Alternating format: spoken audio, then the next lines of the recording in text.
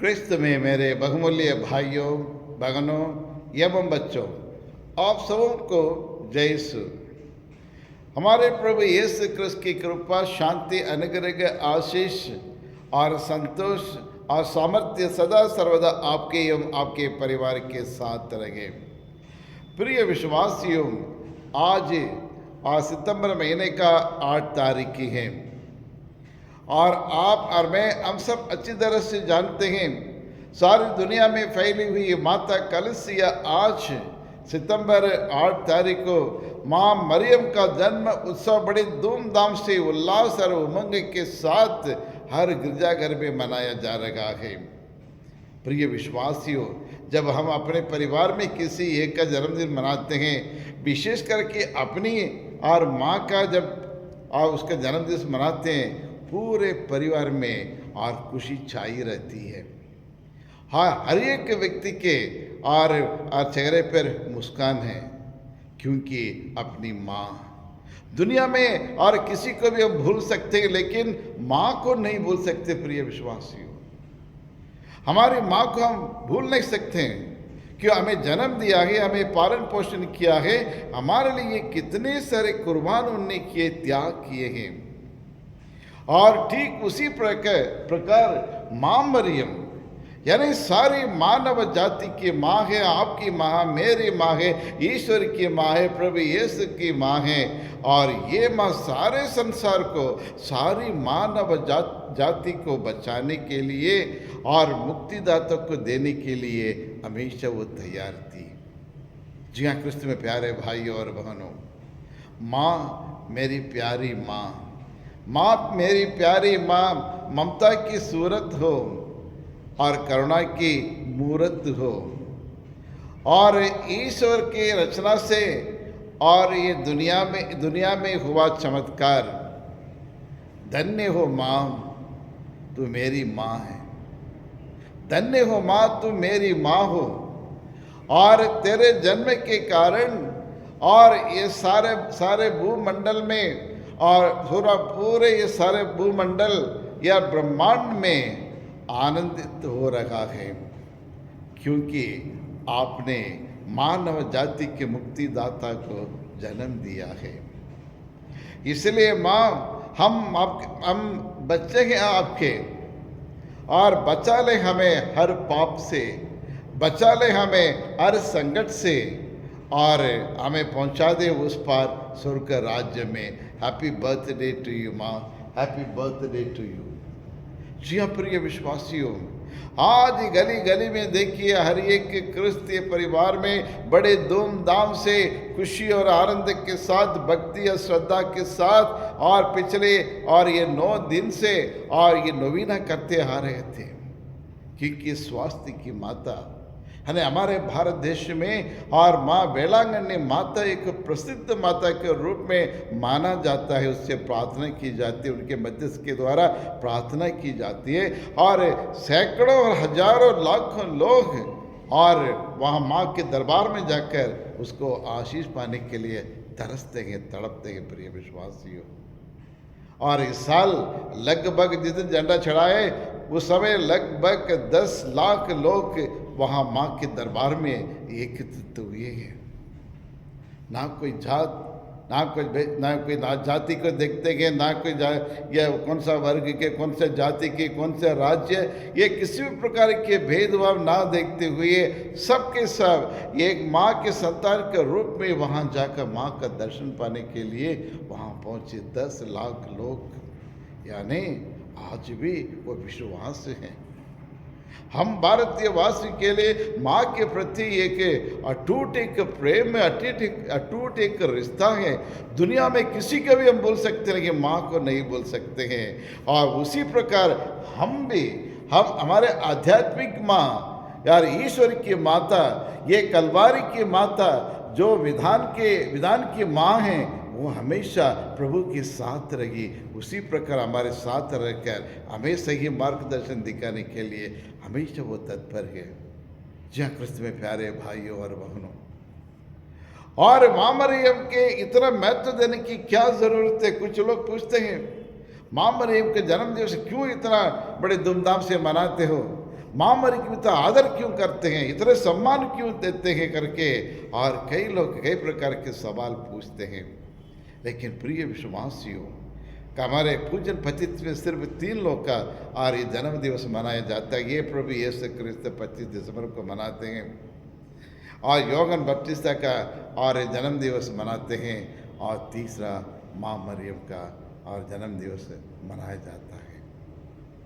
प्रिय विश्वासियों, और लेकिन इतने दुनिया में इतने सारे लोग थे, लेकिन ईश्वर ने और किसी को नहीं चुना, लेकिन सिर्फ माँ मरियम की ये कुंवारी थी, तब ईश्वर ने इसको चुना है।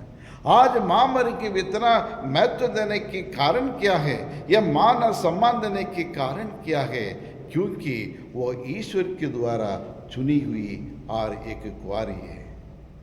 जी हाँ प्रिय विश्वासियों, जब से नबी इसहाक का और उसका भविष्यवाणी किया, ये कुंवारी और ये कुंवारी एक पुत्र को प्रसव करेगी और उसका नाम इम्मानुएल रखा जाएगा, जब करके उनने कितने 900 साल 950 साल पहले उन्हें भविष्यवाणी की, तो तब से लेकर माँ मरियम के जन्म होने तक कितने ना जाने कितने सैकड़ों हजारों लाखों कुंवारियाँ इंतजार कर रही थी, सपना देख रही थी, ऐसा न हो कि और ये मुक्तिदाता मेरे गर्भ में आएंगे करके। हर एक कुंवारी हर तैयारी कर रही थी, लेकिन लाखों करोड़ों में से और पिता परमेश्वर ने सिर्फ माँ मरियम को चुना। क्यों? ऐसे कौन सी बात थी माँ मरियम में?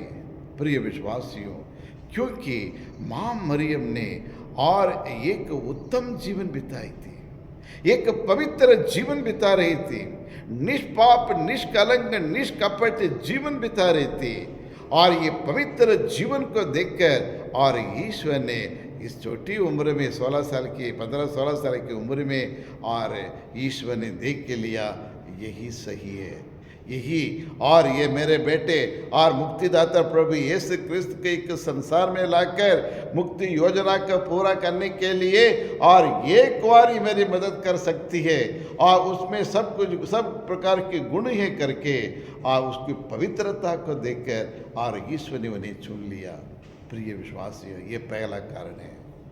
दूसरा कारण है, और बचपन से लेकर ये 16 साल या 15-16 साल तक और उन्होंने और ईश्वर की इच्छा के अनुसार अपना और वो जीवन बिताई थी, यानी एक पवित्र जीवन बिताई थी।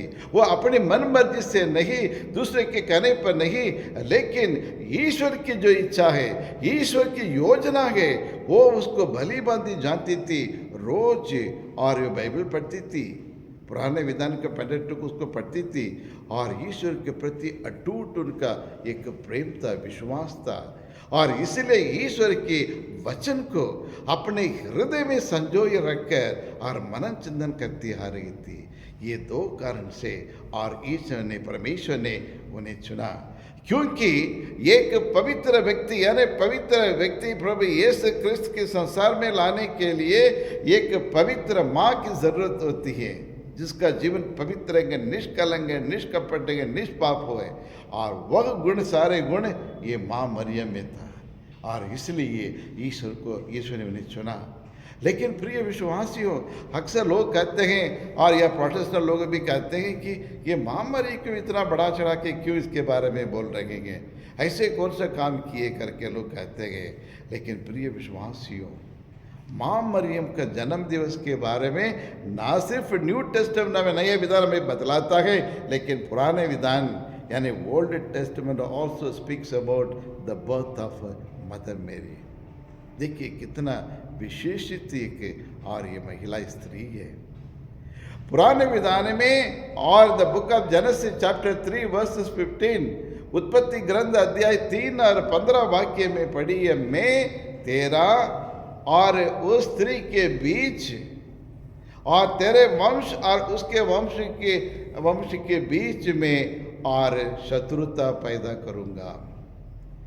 यानी जब आदम ने यवा ईश्वर की आज्ञाओं का उल्लंघन करके अलग हो गए, पाप इस संसार में वो श्राप के द्वारा आ गया है, सांप के द्वारा संसार में पाप आया है, तब सबको दंड देते हुए तब सांप को देखकर और इस स्नेक को देखकर ईश्वर ने कहा, मैं तेरा और उस स्त्री के बीच, तेरा वंश और उसके वंश के बीच में शत्रुता पैदा करूँगा। यानी इनडायरेक्टली ईश्वर ने कह दिया, और मैं तेरा, यानी सांप, स्नेक और उस स्त्री, कौन वो स्त्री? वो स्त्री है माँ मरियम, जिनके द्वारा आप प्रभु यीशु क्रिस्त संसार में आने वाले हैं। यानी और आदि में सृष्टि के पहले, सृष्टि के समय में भी ईश्वर ने और अपनी योजना में उन्हें प्लान कर दिया है और कि माँ मरियम संसार में आने वाली है। देखिए कितना अद्भुत प्लान है ईश्वर का। ईश्वर की स्तुति हो, ईश्वर की आराधना हो प्रभु।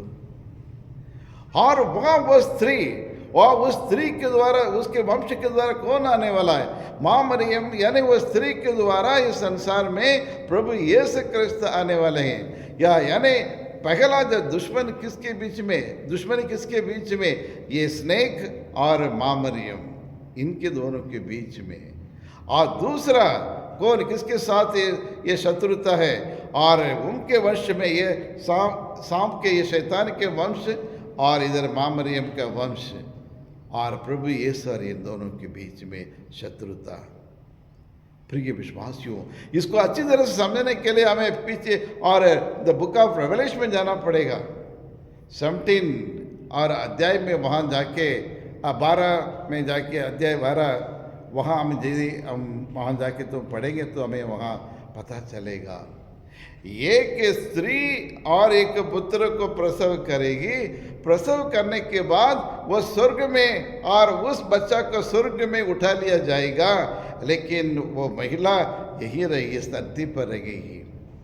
यानी मृत्यु के बाद प्रभु यीशु क्रिस्त को स्वर्ग में उठा लिया जाएगा, लेकिन ये धरती पे ये माँ रहेगी, ये धरती पर और उसकी माँ रहेगी करके आज्ञा दिया गया है।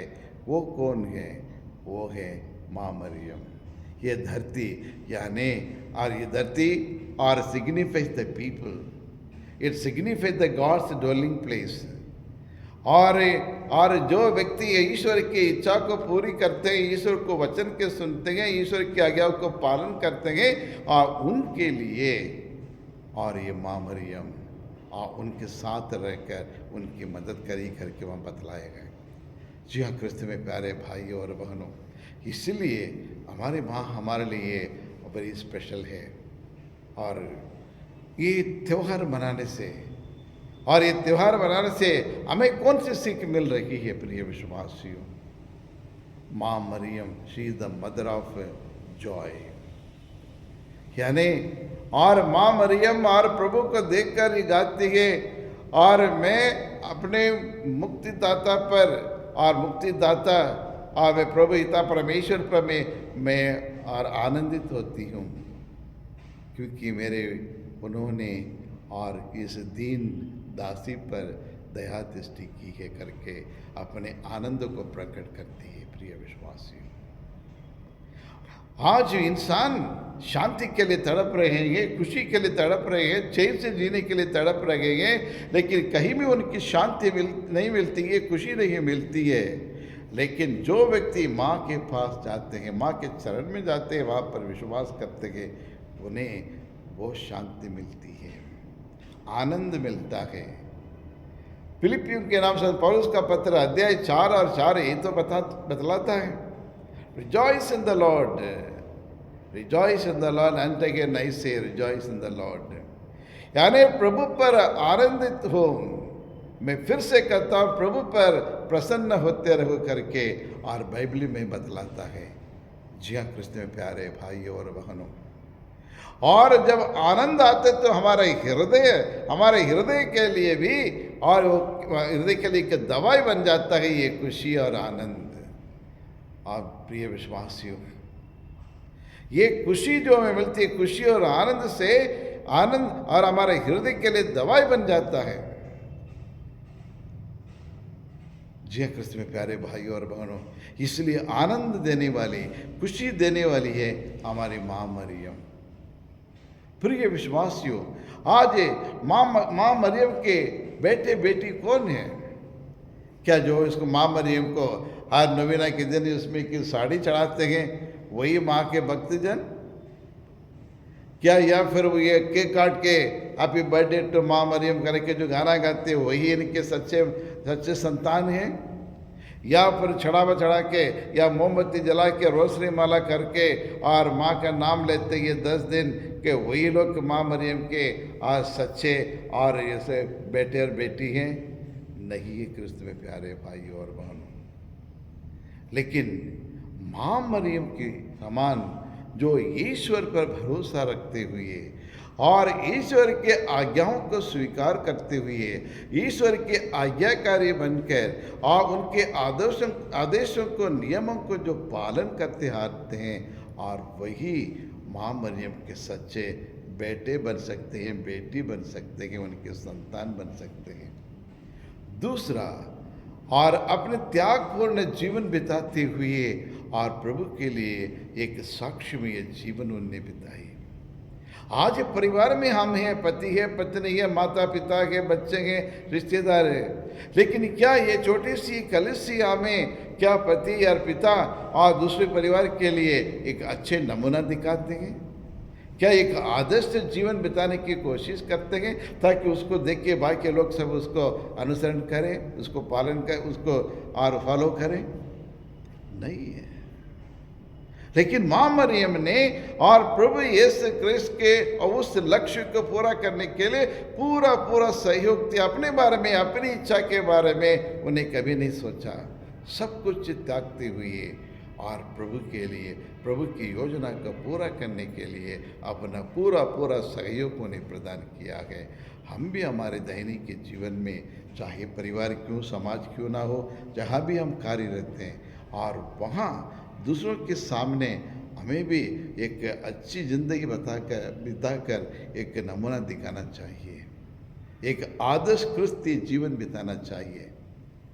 और तीसरा, और जिस प्रकार माँ मरियम ने ईश्वर के पवित्र वचन को उन्हें स्वीकार किया और ये गब्रिएल दूत ने जो संदेश दिया उन सारे संदेशों को अपने हृदय में रखकर, संजोए रखकर उनके ऊपर मनन चिंतन करने लगी। प्रिय विश्वासियों, आज हम में से कितने लोग बाइबल पढ़ते हैं, ईश्वर के वचन को सुनते हैं, ईश्वर के वचन को स्वीकार करते हैं, या फिर कुछ समय निकाल कर और उस वचन के ऊपर मनन चिंतन करने के लिए क्या हमारे पास समय है, वक्त है, या फिर बिसी और इधर उधर भागते रहते हैं?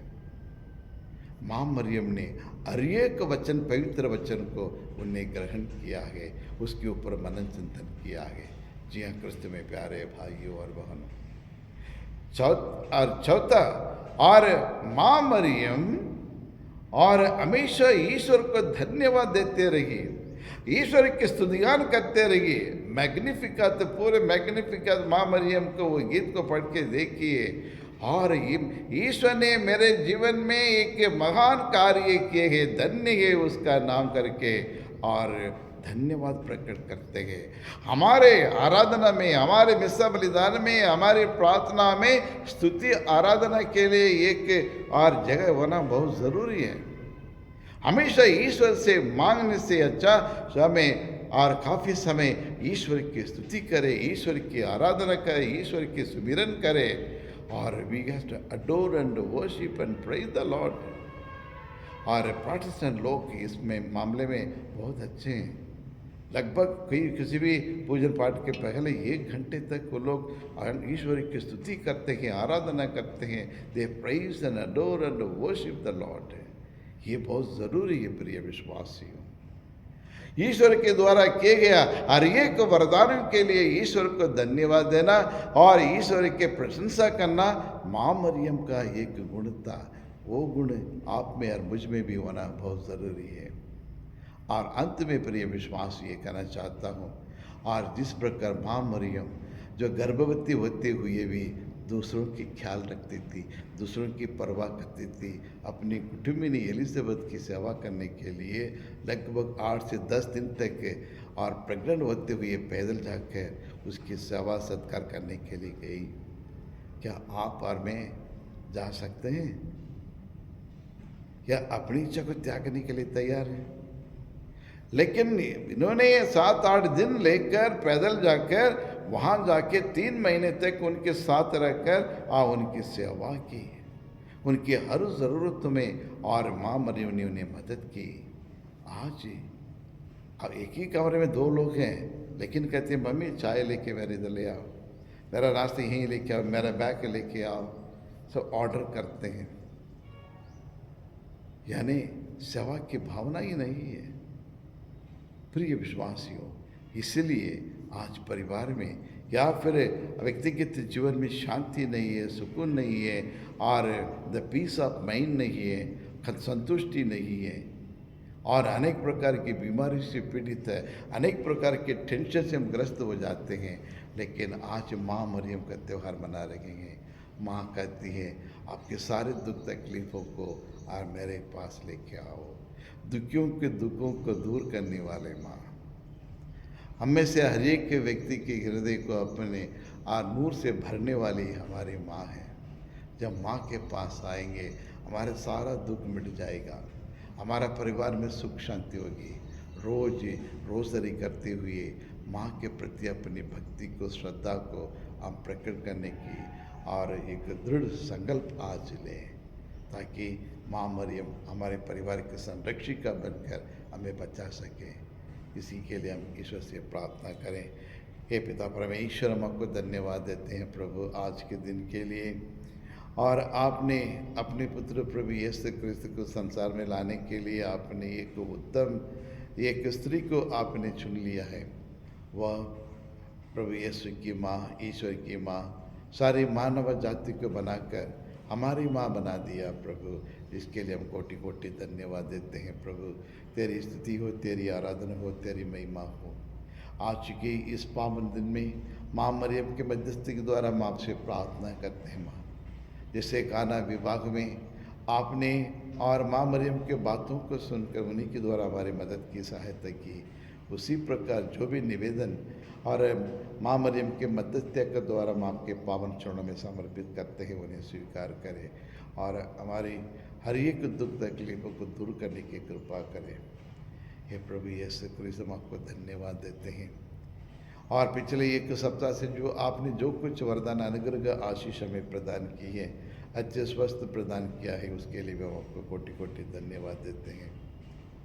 आज ये माँ मरियम का और आशीष अनुग्रह पाकर हम भी माँ के समान आप पर पूर्ण विश्वास कर सकें, और हर दिन आपके पवित्र वचन को माँ मरियम जैसे ग्रहण कर हम अपने दिल में रख कर उसके ऊपर मनन चिंतन कर सके, और हमारे परिवार की एक दूसरे व्यक्ति की सेवा कर सके। यही प्रार्थना हम करते हमारे प्रभु यीशु क्रिस्त के द्वारा। आमीन आमीन।